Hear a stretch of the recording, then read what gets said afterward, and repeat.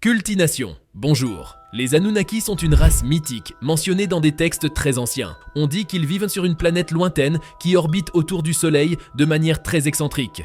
La planète nommée Nibiru. Selon certains chercheurs, chaque fois que cette planète s'approche de la Terre, cela peut causer des désastres naturels et pour beaucoup ladite planète reviendra, elle nous environnera bientôt. Mais quand Zecharia Sitchin, connu pour ses livres Earth Chronicles, a beaucoup étudié les Anunnaki et leurs visites passées.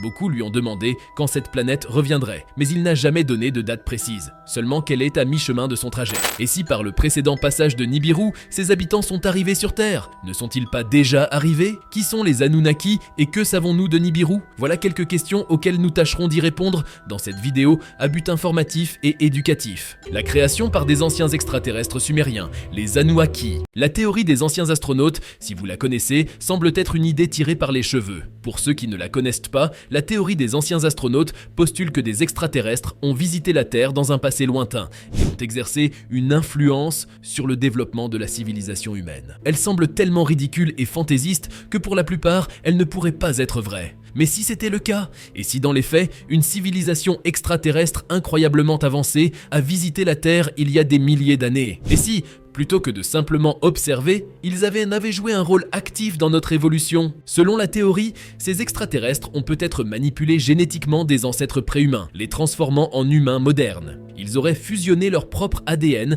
avec celui des hominidés, créant ainsi une nouvelle espèce hybride, nous, les humains. Mais ce n'est pas tout. Certains pensent que ces êtres sont toujours parmi nous, se cachant dans l'ombre, contrôlant peut-être secrètement notre destinée depuis des endroits inaccessibles pour nous. Cela peut sembler totalement farfelu, mais en y réfléchissant, il y a des éléments troublants qui pourraient donner du crédit à cette théorie. En fait, à la fois la religion et la science moderne pourraient offrir des indices qui vont dans ce sens. En explorant ces possibilités, nous pourrions trouver des réponses à des questions qui semblent jusqu'ici insolubles. De fait, avant de rejeter en bloc ces idées, il est crucial de se demander pourquoi nous croyons ce que nous croyons. Après tout, si on nous avait enseigné une histoire différente depuis le début, nous la considérerions probablement comme véridique. En fin de compte, nous devons admettre que nous ne savons pas grand-chose de notre passé. Cette théorie pourrait être vraie, mais nous n'avons pas les moyens de le prouver. Il est peut-être temps de regarder de plus près ce que nous croyons savoir et d'envisager des perspectives alternatives avec un esprit ouvert. Qui sait ce que nous pourrions découvrir en creusant un peu plus loin? Les révélations des tablettes sumériennes. Parmi les tablettes sumériennes, environ un demi-million sont toujours présentes,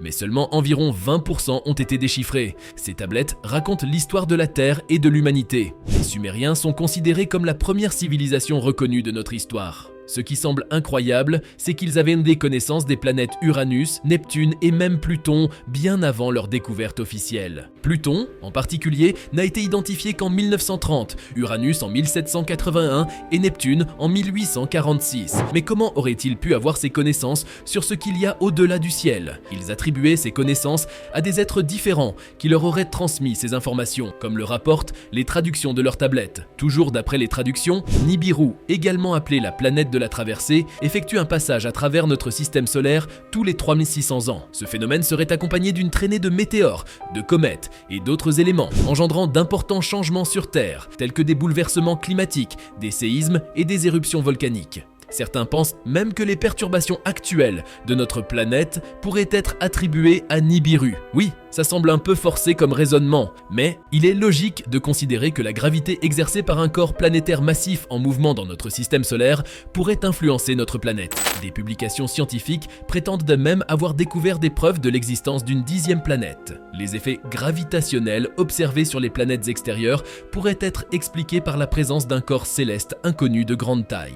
Il est donc raisonnable d'envisager cette possibilité sans pour autant passer pour des excentriques. Les Sumériens pourraient avoir eu des connaissances avancées sur ce sujet. Les tablettes mentionnent également une planète nommée Tiamat, située entre Mars et Jupiter. Lorsque Nibiru aurait traversé, elle serait entrée en collision avec Tiamat, la détruisant en partie. Cette catastrophe aurait formé la ceinture d'astéroïdes, tandis que la partie restante de Tiamat aurait été projetée sur une nouvelle orbite, devenant la Terre. Selon les tablettes, l'un des objets entraînés par Nibiru serait devenu notre Lune. Et aussi surprenant que cela soit, cette théorie corrobore avec la science moderne, qui propose la théorie du grand choc pour expliquer la formation de la Lune, affirmant qu'elle s'est formée après la collision entre deux corps planétaires, comme l'ont décrit les Sumériens. Mais d'autres théories existent également. La Lune. Les observations et les réflexions d'Isaac Asimov sur la Lune suscitent des interrogations intéressantes sur son origine et son orbite, remettant en question l'hypothèse conventionnelle selon laquelle la Lune s'est formée à partir de débris provenant d'une collision avec la Terre. Asimov souligne les différences entre les roches lunaires et terrestres, suggérant une origine distincte pour notre satellite naturel. De plus, il soulève des questions sur l'orbite presque circulaire de la Lune autour de la Terre, qui, selon lui, ne correspond pas à ce que l'on pourrait attendre d'un processus naturel. Cette observation conduit à des spéculations sur la possibilité que la Lune ait été placée intentionnellement dans son orbite actuelle, peut-être même par une intelligence extérieure. Certaines personnes prétendent que les photos de la NASA révèlent des structures étranges sur la Lune, ainsi que des lumières inhabituelles observées depuis longtemps à travers les télescopes. Il y a ceux qui pensent que ces images montrent peut-être une sorte de base militaire ou des signes de vie extraterrestre, comme des traces de véhicules ou d'autres artefacts qui semblent artificiels.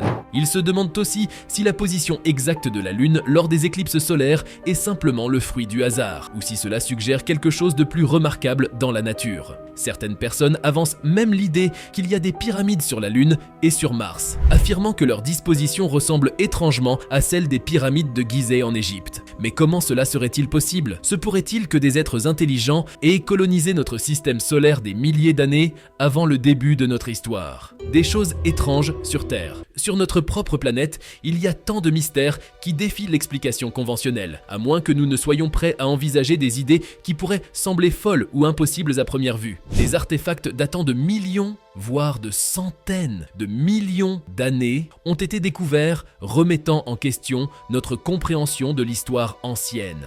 Par exemple, la carte de Piri Reis qui montre une partie de l'Antarctique de manière précise, bien avant que cette région ne soit officiellement cartographiée, continue de mystifier les experts. Des découvertes comme les crânes de cristal, la mystérieuse batterie de Bagdad, les empreintes de mains humaines dans des roches préhistoriques, ou même les boules parfaitement sphériques trouvées au Guatemala, posent des questions surprenantes sur ce que nous pensions savoir de nos ancêtres. Et que dire du mécanisme denticitaire, souvent considéré comme un ancien ordinateur? Et en parlant d'artefacts, vous pouvez sur notre chaîne une vidéo sur les artefacts découverts et restés inexpliqués par les chercheurs. Les différentes énigmes nous suggèrent qu'il y avait peut-être une activité bien plus avancée sur Terre avant même que l'histoire que nous connaissons ne commence. Certains théoriciens avancent l'idée de l'Atlantide, une civilisation supérieure technologiquement, qui aurait été anéantie par un événement cataclysmique. Cela nous amène à nous demander si nous sommes réellement le pinacle de la civilisation, ou plutôt une société en convalescence, se remettant d'une catastrophe lointaine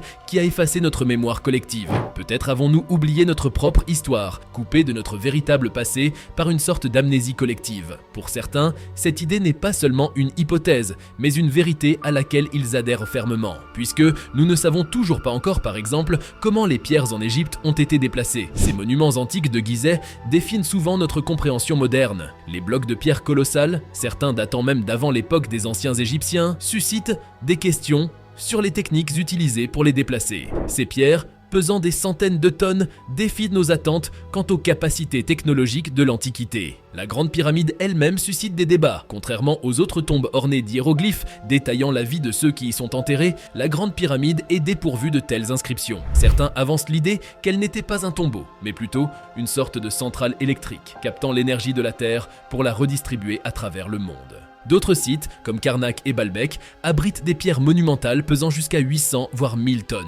Même avec nos technologies modernes, soulever de telles masses serait une tâche herculéenne, sans parler de les déplacer sur de longues distances. L'idée que nos ancêtres aient accompli ces exploits avec des outils rudimentaires semble peu plausible, remettant donc en question nos perceptions de ce qu'ils étaient capables de réaliser. Des crânes allongés ont été découverts dans diverses régions du monde, souvent associés aux anciens Égyptiens qui les représentent fréquemment. Bien que certains de ces crânes aient pu être délibérément modifiés par des techniques d'allongement, la raison derrière cette pratique reste un mystère. Certains spéculent qu'ils ont peut-être imité quelque chose ou quelqu'un.